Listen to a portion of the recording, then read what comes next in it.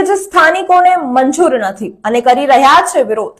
જી હા દર્શક મિત્રો, વડોદરામાં ટ્રાફિકની સમસ્યાઓ હળવી કરવા માટે ઓવરબ્રિજનું નિર્માણ કરવામાં આવે છે। તાજેતરમાં જ વડોદરા મહાનગરપાલિકા દ્વારા ₹62.60 કરોડના ખર્ચે વાસણા રોડ જંકશન પર ઓવરબ્રિજ બનાવવાનું નિર્માણ કાર્ય શરૂ કરવામાં આવ્યું છે, જેને લઈને પોલીસ કમિશનર દ્વારા ટ્રાફિક ડાયવર્ઝનનું જાહેરનામું પણ બહાર પાડવામાં આવી ચૂક્યું છે।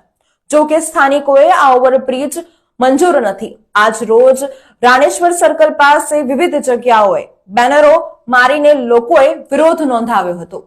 સાંજે લોકો રસ્તામાં હાથમાં પોસ્ટરો અને બેનરો સાથે ઉતર્યા હતા અને સ્થાનિકોનું કહેવું છે કે અહીંયા ઓવરબ્રિજની કોઈ જરૂરત નથી, પરંતુ પેવર બ્લોક નાખવા અને દબાણો હટાવવાની જરૂરિયાત છે।